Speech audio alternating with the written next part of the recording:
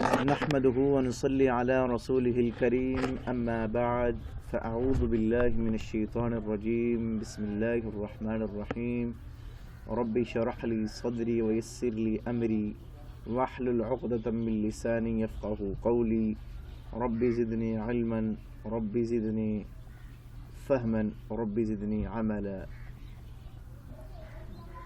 سامعین محترم، آج سے ہم قرآن مجید کا آغاز کرنے جا رہے ہیں.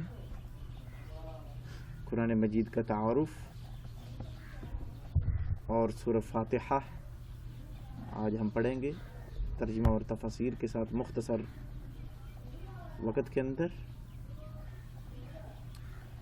قرآن کسے کہتے ہیں؟ سب سے پہلے ہمیں یہ پتہ ہونا چاہیے جس کتاب کو ہم پڑھ رہے ہیں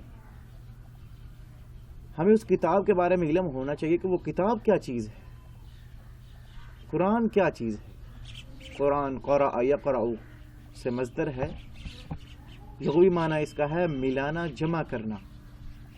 ملانا جمع کرنا.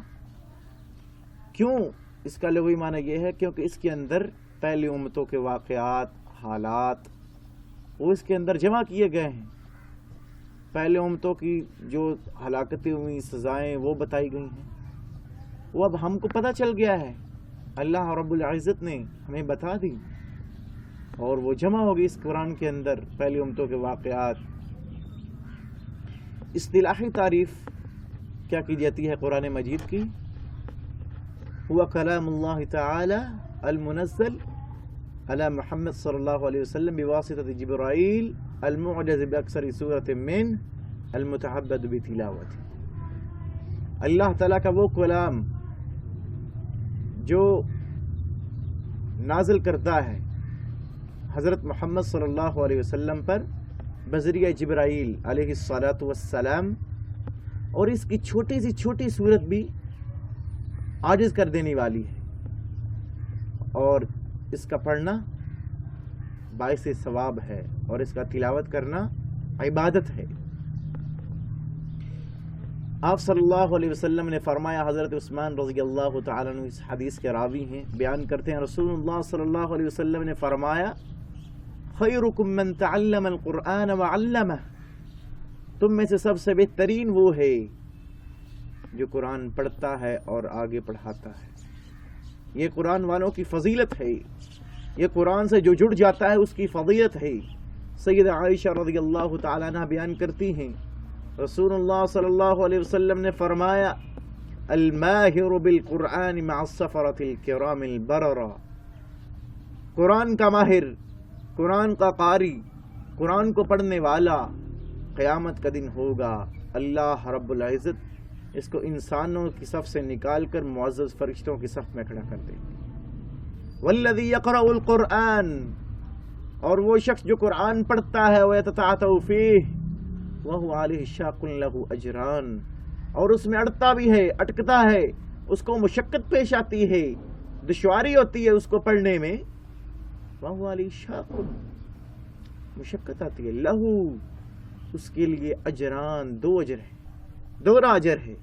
ایک عام پڑھنے والا جس کو آسانی سے پڑھنا آتا ہے اس کے لیے ایک اجر ہے. اللہ کتنے رحیم کریم ہے، اور اپنے بندوں کو معاف کرنے کا اللہ رب العزت کے پاس کیسا بہانہ ہے، کیسا بہانوں کے ساتھ آدمیوں کو معاف کرتے ہیں اور ثواب دیتے ہیں.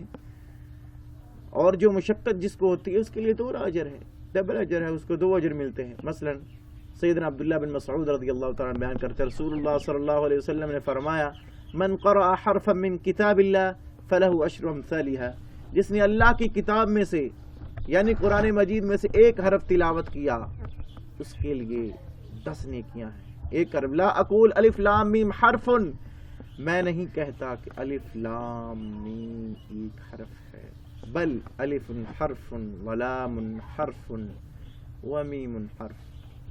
الف ایک الگ حرف ہے، لام ایک الگ حرف ہے، میم ایک الگ حرف ہے. کیا مطلب؟ جو الف لام میم پڑھ لیتا ہے اللہ رب العزت اس کے نامہ اعمال میں 30 نیکیاں لکھ دیتے ہیں. شان کم تو نہیں. اور جس کو مشقت ہوتی ہے اس کے لیے 60 نیکیاں لکھی جاتی ہیں، اور اس سے بڑھ کے تو اللہ رب العزت جتنا چاہے کسی کو دینا چاہے تو اتنا دے سکتے ہیں، وہ تو قادر ہیں۔ قرآن کا فائدہ کیا ہے؟ قرآن پڑھنے کا فائدہ دونوں جہانوں میں انسان کے لیے خوش بختی ہے، اور دونوں جہانوں میں انسان کامیاب ہو جاتا ہے اس کو پڑھنے سے۔ قرآن کا موضوع کیا ہے؟ قرآن کا موضوع توحید ہے۔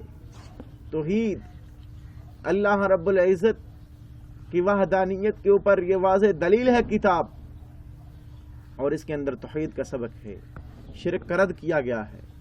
سامعین محترم، قرآن یہ ایک معمولی کتاب نہیں، یہ کوئی معمولی کتاب نہیں کہ اس کو چھوڑ دیا جائے۔ فرمایا ان اللہ یرفع بہذا الکتاب اقواما ویضع بہ آخرین، اللہ اس کتاب کے ساتھ ہی قوموں کو عروج بخشتے ہیں، عزت دیتے ہیں، اور اسی کے ساتھ ہی قوموں کو ذلیل کر دیتے ہیں۔ جو اس پر ایمان لاتے ہیں، جو اس کے احکامات کے اوپر عمل کرتے ہیں، اس کو اللہ رب العزت عزتوں سے نوازتے ہیں، اور جو اس کو پس پشت ڈال دیتے ہیں، غلافوں میں بند کر کے رکھ دیتے ہیں، پھر اللہ اس قوم کو ذلیل کر دیتے ہیں۔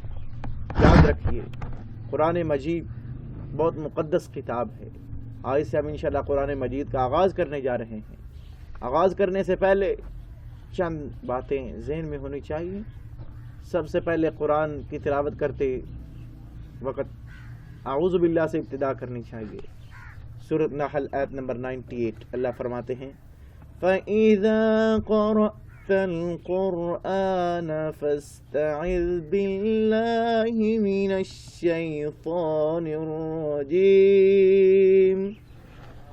جب تم قرآن پڑھنے کا ارادہ رکھو، قرآن پڑھنے کا ارادہ کرو، فَاسْتَعِذْ بِاللَّهِ، تو اللہ کی پناہ میں اپنے آپ کو دیا کرو، اللہ کی پناہ مانگا کرو۔ من الشیطان الرجیم، کس سے؟ شیطان مردود سے۔ سامعین محترم، انسان کو چاہیے کہ باوضو ہو کر قرآن مجید کی تلاوت کرے، قرآن مجید کی تلاوت باوضو ہو کر کرے۔ اللہ فرماتے ہیں لا یمسہ الا المطہرون، نہیں چھوتے اس کو مگر پاکیزہ لوگ۔ کیا مطلب؟ پاکیزہ سے مراد ویسے تو مومن ہے، کافر اس کو نہیں چھو سکتے، اور ادب یہی ہے کہ قرآن مجید کی تلاوت انسان باوضو ہو کر، پاک ہو کر کرے۔ سامعین محترم، آئیے ہم قرآن مجید کا آغاز کرتے ہیں۔ ہاں، ایک چیز اور، اس کو دھیان کے ساتھ پڑھنا چاہیے اور خاموشی کے ساتھ، اور پڑھا جائے تو سننا چاہیے۔ اللہ فرماتے ہیں فَإِذَا قُرِئَ الْقُرْآنُ فَاسْتَمِعُوا لَهُ وَأَنصِتُوا لَعَلَّكُمْ تُرْحَمُونَ۔ جب قرآن پڑھا جائے تو تم اس کو غور سے سنا کرو اور خاموشی سے سنا کرو، تاکہ تم پر رحم کیا جائے۔ کیا پتہ چلا، اگر پڑھا جائے تو دھیان سے پڑھنا چاہیے، توجہ سے۔ اگر انسان سنے تو غور سے سنے۔ کافروں کا شیوا تھا، وہ کیا کرتے تھے؟ وَقَالَ الَّذِينَ كَفَرُوا لَا تَسْمَعُوا لِهَذَا الْقُرْآنِ وَالْغَوْا فِيهِ لَعَلَّكُمْ تَغْلِبُونَ۔ ان لوگوں نے کہتے تھے، وہ لوگ جنہوں نے کفر کیا، کہتے تھے اس قرآن کو نہ سنو، اس قرآن کے لیے نہ سنو، اور اس شور کرو، جب پڑھا جا رہا ہو تو اس کے اندر شور مچا دو۔ والغوا فیہ، شور مچاؤ اس میں، لعلکم تغلبون، تاکہ تم غالب آ جاؤ۔ میرے بھائی، اللہ رب العزت سے ہم دعا گو ہیں، اللہ ہمیں اس قرآن مجید کو صحیح پڑھنے کی توفیق عطا فرمائے، اور اس پر صحیح عمل پیرا ہونے کی بھی توفیق عطا فرمائے۔ آئیے ہم قرآن کا آغاز کرتے ہیں۔ اعوذ باللہ من الشیطان الرجیم، میں پناہ مانگتا ہوں اللہ کی شیطان مردود سے۔ بسم اللہ الرحمن الرحیم، میں شروع کرتا ہوں اللہ کے نام سے جو بڑا مہربان نہایت رحم کرنے والا ہے۔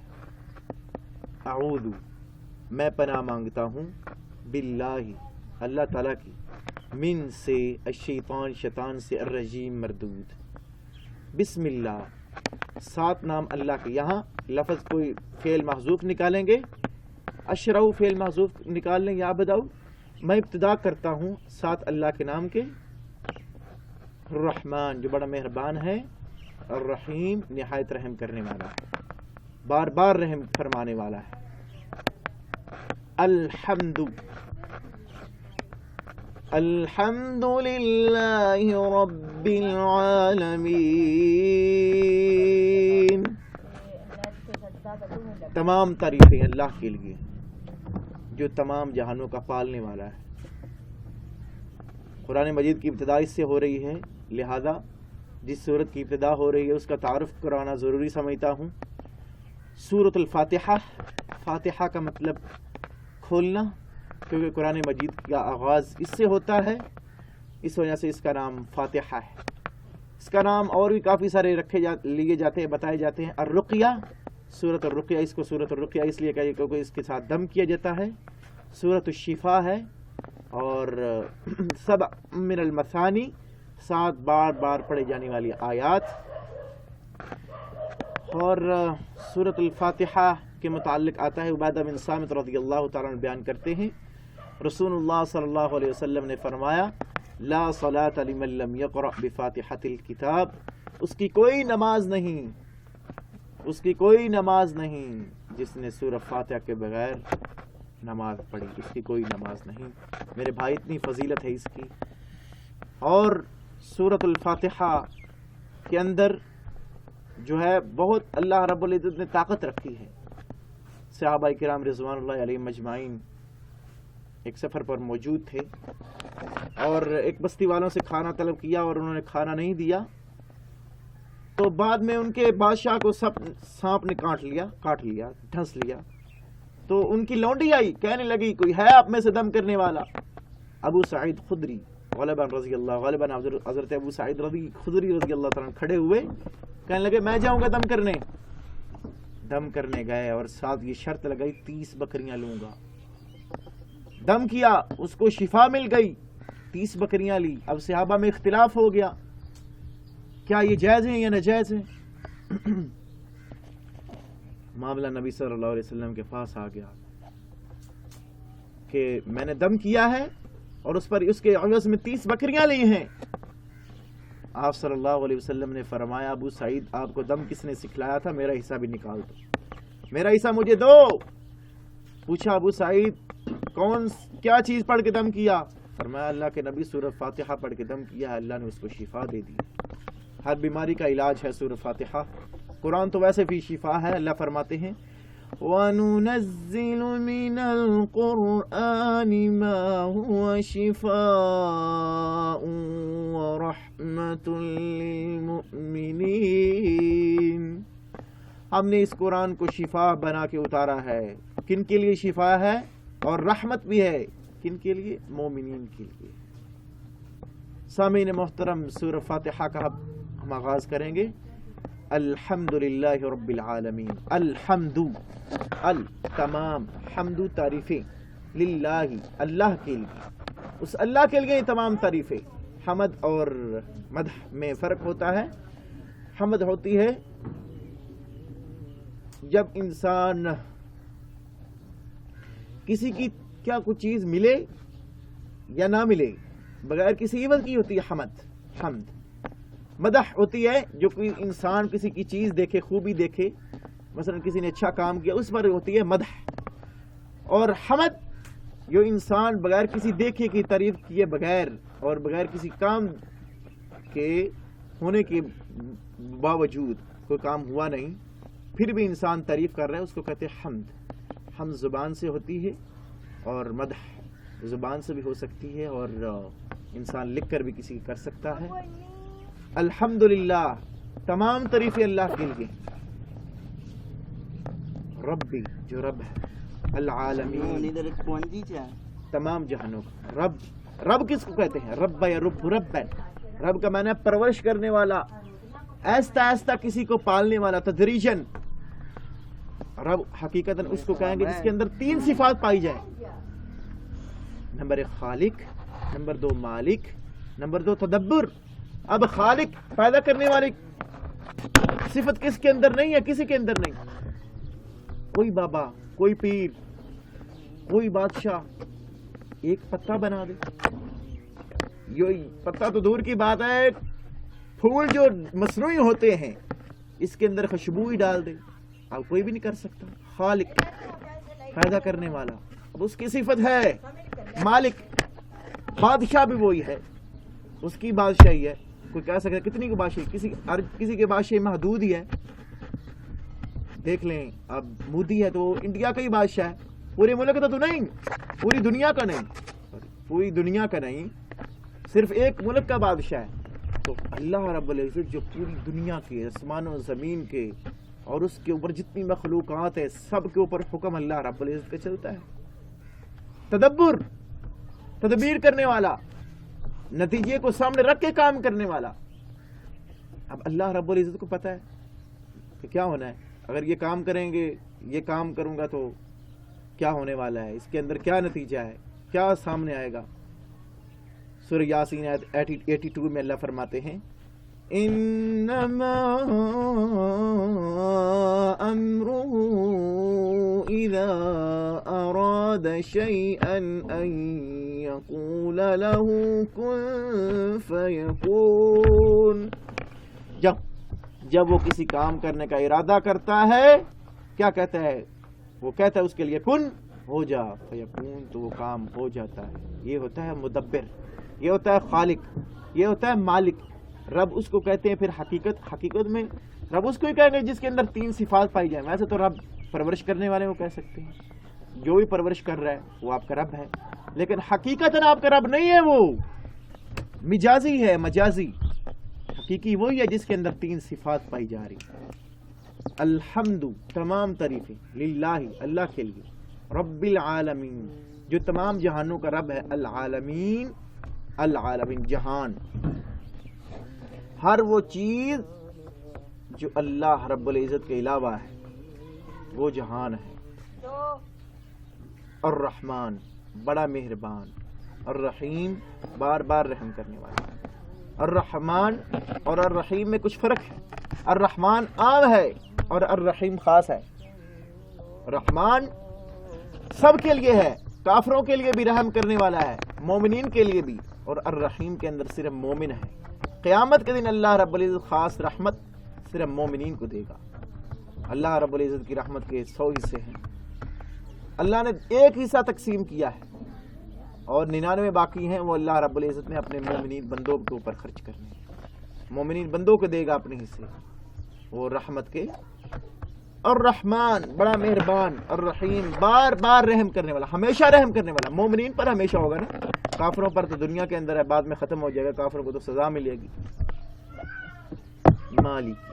مالک ہے، یوم الدین، بدلے کے دن کا، سزا جزا کے دن کا، قیامت کے دن کا۔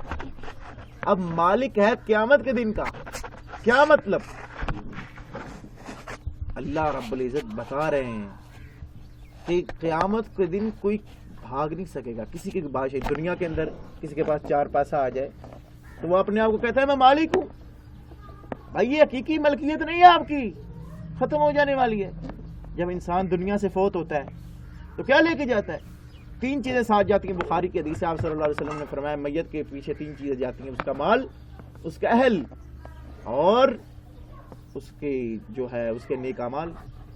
مال یہ 4 پائی اور جو اوپر چادریں ڈال کر لے کے جاتے ہیں وہ واپس آ جاتی ہے، اور اس کے گھر والے بھی واپس آ جاتے ہیں، باقی کیا چیز رہتی ہے؟ اس کا نیک عمل ہی باقی رہتا ہے۔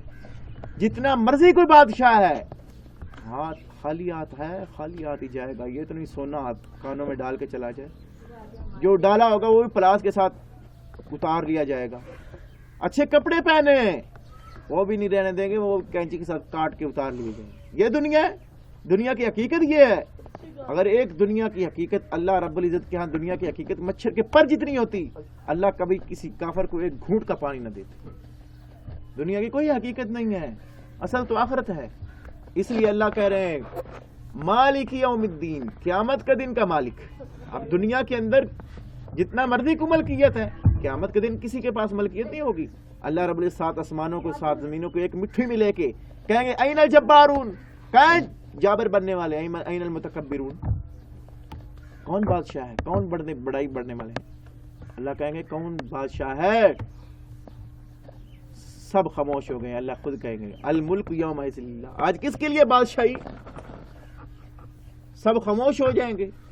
خود ہی اللہ کہیں گے للہ الواحد القہار. اس اللہ کے لیے ہے جو ایک ہے اور زبردست، اس کے لیے بادشاہی ہے.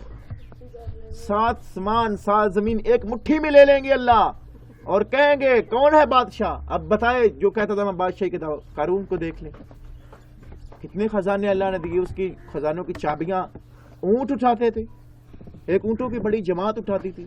اللہ نے اس کو زمین میں دھنسا دیا، اس نے تکبر کیا. فخسفنا بہ وبدارہ الارض، ہم نے اس کو دھنسا دیا زمین کے ساتھ. مالک یوم الدین، مالک ہے بدلے کے دن کا، سزا جزا کے دن کا. اس دن وہی بدلہ دے گا. ایاک، خاص تیری. ایاک کا مفعول مقدم آیا ہے اور اس کے اندر حصر کا معنی پیدا ہو گیا. خاص تیری ہی. نعبدو، ہم عبادت کرتے ہیں. عبادت کس کو کہتے ہیں؟ عبادت کہتے ہیں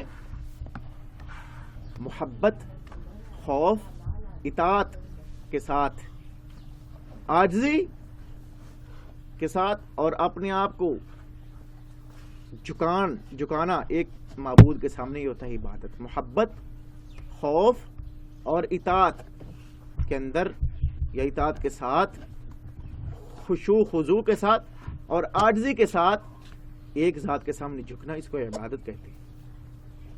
اللہ فرماتے ہیں سورۃ زاریات آیت نمبر 56 میں فرماتے ہیں وَمَا خَلَقْتُ الْجِنَّ وَالْإِنسَ إِلَّا لِيَعْبُدُونَ. نہیں، ہم نے جنوں اور انسانوں کو پیدا کیا مگر اپنی عبادت کے لیے. میں نے اپنی عبادت کے لیے ان کو اب پیدا کیا ہے. دنیا کے اندر مقصد انسان کا کیا ہے؟ صرف اللہ رب العزت کی عبادت. سامعین محترم یاد رکھیے، عبادت کریں گے تو کامیاب ہیں. عبادت کا مفہوم یہ ہے کہ کیسے کرنی چاہیے عبادت؟ ان تعبد اللہ کأنک تراہ. تو اللہ کی عبادت اس طرح کرے گویا کہ تو اللہ کو دیکھ رہا ہے. فإن لم تكن تراه فإنه يراك. اگر تو اس کو نہیں دیکھ رہا تو وہ تو تجھے دیکھ رہا ہے نا. ایسے انسان کے اندر عبادت جو ہے عبادت کرتے وقت انسان کے اندر یہ کیفیت ہونی چاہیے. مومن کون ہوتا ہے؟ جو خوف اور طمع کے ساتھ عبادت کرتا ہے.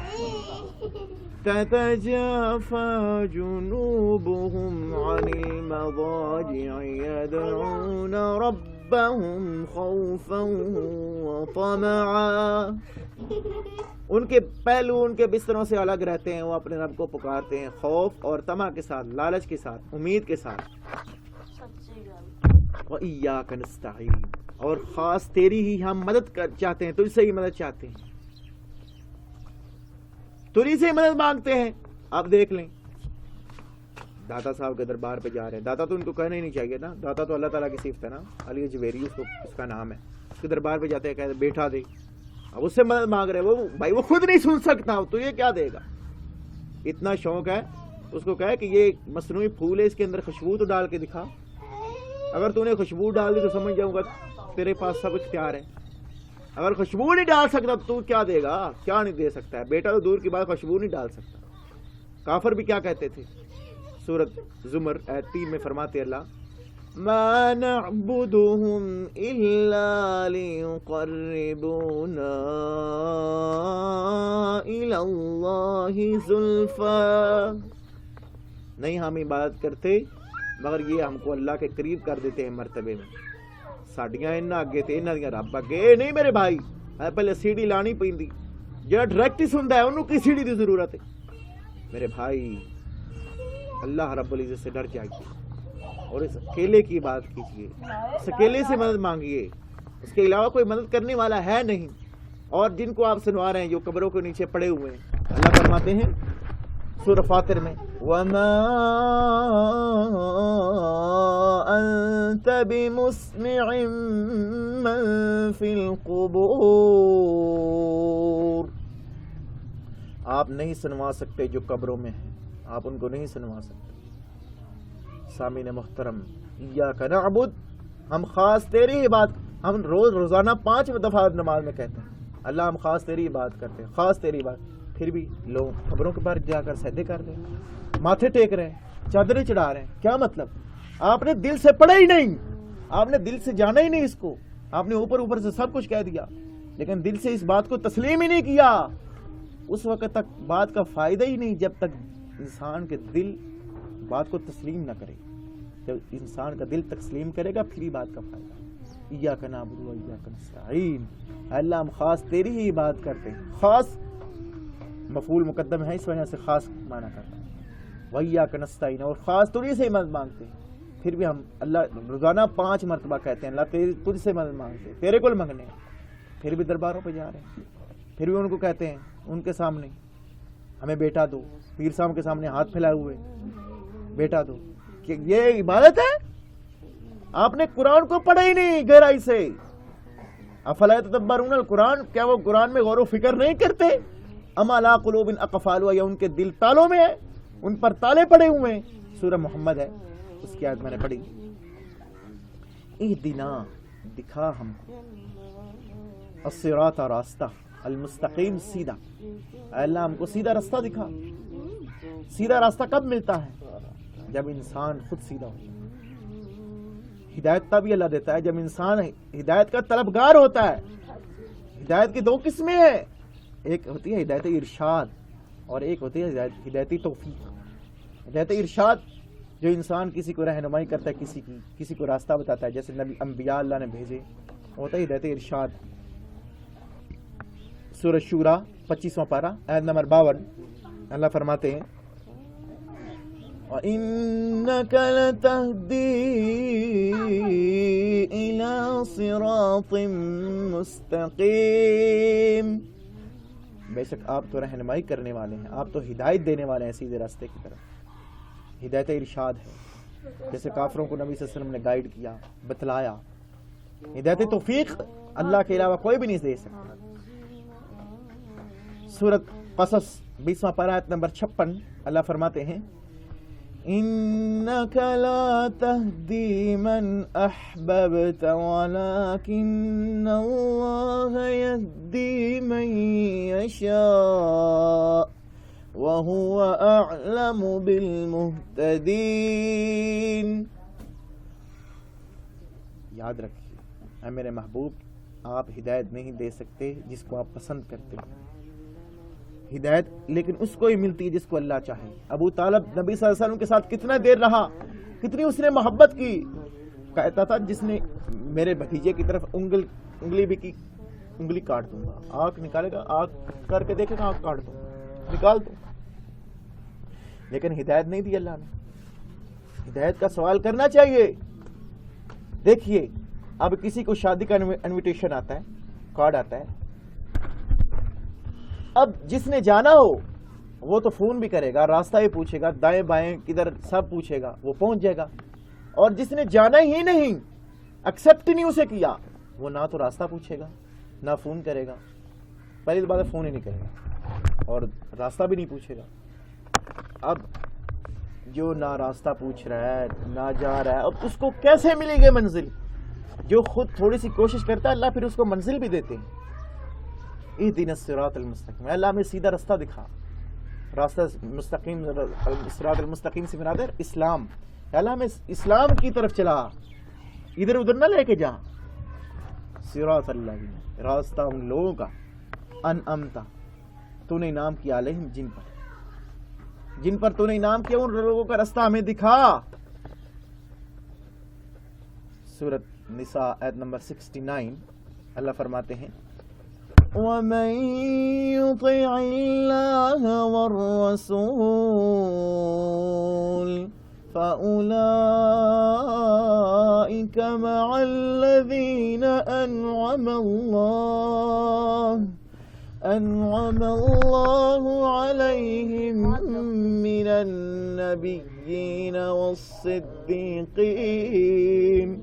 والصديقين والشهداء والصالحين وحسن أولئك رفيقا. جو اللہ اور اس کے رسول کی اطاعت کرتا ہے، یہی لوگ نام یافتہ ہیں جن پر اللہ نے انعام کیا من النبیین نبیوں میں سے، والصدیقین صدیقین میں سے، والشہداء اور شہیدوں میں سے، والصالحین اور نیک لوگ، وحسن اولئک رفیقا اور کتنی اچھی رفاقت ہے۔ میرے بھائیو یاد رکھیے جو اللہ اور اس کے رسول اور نبیین صدیقین شہداء اور صالحین کا ساتھ چاہتا ہے وہ ایک اللہ کو مان لے، ایک اللہ کی طرف آ جائے، ایک اللہ کی عبادت کرے، اللہ اور اس کے رسول کی اطاعت کرے، اللہ اور اس کے رسول کی فرما برداری کرے، اللہ اس کو راستہ خود بخود ہی دے دے۔ انعام یافتہ یہ لوگ ہیں نبیین صدیقین شہداء صالحین۔ اهدنا الصراط المستقیم صراط الذین انعمت علیہم غیر المغضوب علیہم، اور نہ ان لوگوں کا رستہ ہمیں دکھا جن پر غضب ہوا۔ غضب کن پر ہوا تھا؟ یہودیوں پر غضب ہوا۔ ولا الضالین، اور نہ گمراہوں کا۔ گمراہ کون ہو گئے تھے؟ عیسائی۔ یہودیوں پر غضب ہوا۔ وجعل علیہم القردۃ، اللہ فرماتے ہیں غضب علیہم، ان پر غضب ہو گیا، غضب ہوا ان پر۔ من لعنہ اللہ وغضب علیہ، اللہ نے ان پر لعنت کی اور ان پر غضب کیا۔ لعنت کس کو کہتے ہیں؟ رحمت سے دوری، البعد من الرحمہ، رحمت سے دوری۔ جو رحمت سے دھتکار دیا گیا اس پر اس کا کیا بنے؟ غیر المغضوب علیہ، اور نہ ان لوگوں کا جن پر غضب ہوا، ولا الضالین، اور نہ گمراہوں کے۔ اللہ ہمیں گمراہوں کا رستہ بھی نہ دکھانا۔ اور عیسائی سے مراد ہے میرے بھائی، یہ تھی آج کی سورۃ الفاتحہ اور اس کی مختصر تفسیر۔ اللہ رب العزت سے دعا ہے اللہ رب العزت ہمیں قرآن مجید کو سمجھنے اور اس پر صحیح عمل پیرا ہونے کی توفیق عطا فرمائے۔ سبحانک اللہم و بحمدک، نشہد ان لا الہ الا انت، نستغفرک و نتوب الیک۔ السلام علیکم ورحمۃ اللہ وبرکاتہ۔ ٹیٹ ہو گئے بڑا لیا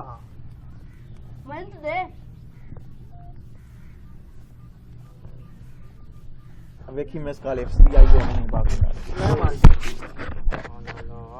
کیسے تو ماری سی یہ لے